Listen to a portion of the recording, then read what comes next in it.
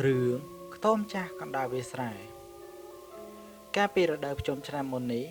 ខ្ញុំបានសុំច្បាប់សម្រាកពីអាទិត្យដើម្បីមកលេងនៅស្រុក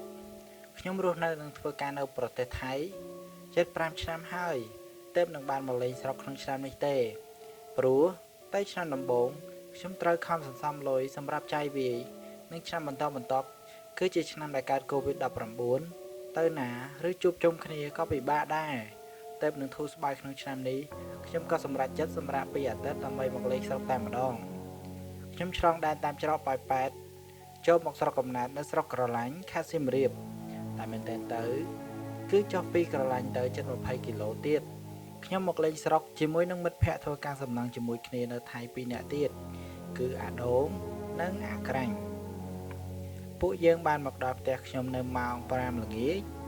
មកដល់ភ្លាមអ្នកជិតខាងក៏បានចូលមកសួរសុខទុក្ខនិងរៀបចំបណ្ដាវិធីផឹកស៊ីរហូតដល់យប់ម៉ោង10ស្អែកឡើងពួកយើង3នាក់ក្រោកឡើងមកក៏នឹកឃើញថាចង់ទៅរកត្រីនិងក្តាមដើម្បីបានជាម្ហូបក្លែមផងនិងរំលឹកការងារនៅស្រែចម្ការផងពួកយើងក៏រៀបចំខ្លួនដើរតម្រង់ទៅវាលស្រែដែលអ្នកភូមិតែងតែធ្វើស្រែនិងរកត្រីនៅទីនោះដោយសារខ្ញុំជាម្ចាស់ទឹកដីដូចនេះខ្ញុំក៏បានដើរនាំមុខគេទៅមុនដើរដល់វាលស្រែពួកយើងក៏ចែកជើងគ្នាដើររកក្តាមនិងកាយដីដាក់ទ្រូតាមភ្លឺស្រែអាក្រាញ់ស្រែកហើយត្រីច្រើនណាស់វើយអាពីរនាក់មកស្រែនេះត្រីច្រើនណាស់ចាស់ស្រែនេះគំរិះណាចិញ្ចឹមត្រីពេញស្រែដាក់សុទ្ធតែបន្លាមមិនអាចណាចូលបានទេវើយខ្ញុំដើរទៅដល់ក៏និយាយថាបើគេដាក់អញ្ចឹងហើយខ្ញុំចូលទៅអីអញខានមកភូមិជិត5ឆ្នាំហើយមិនដឹងថាស្រែហ្នឹងរបស់អ្នកណាគេទេអាដូងនិងអាក្រាញ់ក៏ពិភាក្សាគ្នាមួយសន្ទុះរួចវាក៏វៃបន្លាដើរចូលទៅមិនដឹងធ្វើយ៉ាងម៉េចខ្ញុំក៏ដើរទៅតាមព្រោះយ៉ាងហោចណាស់ខ្ញុំក៏ជាអ្នកភូមិនេះដែរបើមានរឿងអីល្មមយើងអាចសម្រួលគ្នាបានពួកយើងចូលទៅចាប់ត្រីនិងក្តាមបានច្រើនណាស់ឡើងពេញមួយទ្រូនិងមួយថង់ធំថែមទៀតមើលទៅដូចជាគ្មានអ្នកណាចូលមកស្រែនេះដើម្បីចាប់សោះយើងនៅក្នុងស្រែនោះដល់ម៉ោង12ថ្ងៃត្រង់អាដូងក៏បានបង្កាត់ភ្លើងនិងត្រៀមអាំងត្រីនិងក្តាមដើម្បីបាយថ្ងៃត្រង់នៅស្រែនោះរួចល្ងាចបន្តិចចាំត្រឡប់ទៅវិញព្រោះនៅកណ្ដាលស្រែនេះក៏មានខ្ទមចាស់មួយសម្រាប់ជ្រកម្លប់ដែរពួកយើងកំពុងអាំងត្រីសុកក៏មានខ្យល់ត្រជាក់បក់មកទាំងដើមឈើនៅចិត្តហ្នឹងមិនកំរើកសោះរួចក៏មានតាចាស់ម្នាក់ដើរចេញមកពីក្នុងខ្ទមទាំងអារម្មណ៍ខឹងខ្លាំងតាចាស់ក៏និយាយថាពួកឯងខ្លាំងណាស់ហ៊ានមកចាប់ត្រីឯងផងតាចាស់ស្រែកនិងចង្អុលមកពួកយើងក៏ស្រឡាំងកាំងភាំងមួយសន្ទុះព្រោះពួកយើងបានដើរមកមើលច្បាស់ណាស់ថាគ្មានអ្នកណានៅក្នុងខ្ទមស្រែនេះទេហេតុអីនៅសុកក៏មានតាចាស់ដើរចេញមកពីខ្ទមបែបនេះបើមានម្ចាស់ក៏យើងមិនហ៊ានមកដែរខ្ញុំក៏និយាយសុំទោសទៅទាំងភ័យថាបាទអ៊ំខ្ញុំមិនដឹងថាអ៊ំនៅក្នុងខ្ទមនេះទេពួកខ្ញុំមកពីថៃចង់ដើររកត្រីនិងក្តាមយកទៅខ្លាមតែបន្តិចទេអ៊ំខ្ញុំចង់ប្រាប់ម្ចាស់ស្រែដែរតែមិនឃើញមានអ្នកនៅ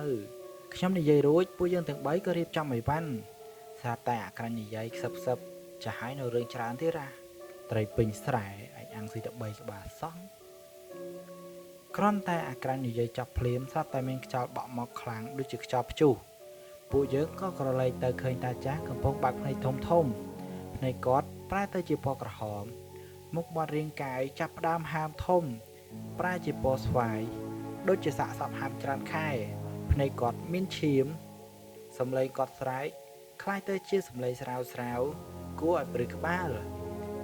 ឮខ្លាំងពេញក្នុងត្រចៀករបស់ខ្ញុំពួកឯងមកលួចយកត្រីអាំងធ្វើអីឲ្យត្រីអញវិញភ្លាមនេះជារូបភាពចុងក្រោយដែលខ្ញុំចាំបានពេលបើកភ្នែកម្ដងទៀតពួកយើងទាំង3បាននៅនឹងវត្តរួចទៅហើយពួកយើងទាំង3ភ័យខ្លាំងពេកនិយាយមិនដឹងរឿងទេទាល់តែបានស្រោចទឹកមុននិងសម្រាកនៅផ្ទះប្រហែល 2-3 ថ្ងៃទើបស្រួលខ្លួនវិញរួចឲ្យខ្ញុំក៏និយាយប្រាប់រឿងកាលពីថ្ងៃមុននោះថាពួកគាត់បាត់ពួកខ្ញុំមិនដឹងទៅណា ប ម៉ោង3ល្ងាចហើយមិនព្រមមកផ្ទះទេទៅក៏មិនលើកហើយក៏មានអ្នកភូមិប្រាប់ថាខ្ញុំដើរទៅស្រែត្បូងភូមិឪដឹងច្បាស់ថាដឹងតែជួបរឿងបែបនេះហើយព្រោះទីនោះខ្មោចតាអ្នកលងសាហាវណាស់ចឹងបានអ្នកភូមិយកបន្លាមកដាក់មិនឲ្យអ្នកណាចូលទៅទេដោយសារតែពួកខ្ញុំមិនដឹងទៅហ៊ានដើរចូលទៅ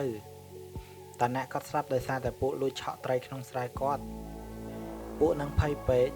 រត់គេចដោយភ្លេចយករបស់ឆក់ត្រីចេញពីក្នុងស្រែតាអ្នកមិនដឹងក៏ដើរចូលទៅជន់ហើយក៏ឆក់ស្លាប់តែម្ដងទៅទម្រាំមានអ្នកដឹង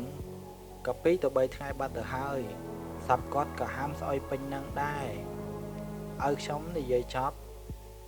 ក៏ប្រាប់ថាសំណាងហើយតាអ្នកមិនកាច់កពួកឯងនិយាយចប់គាត់ក៏សើច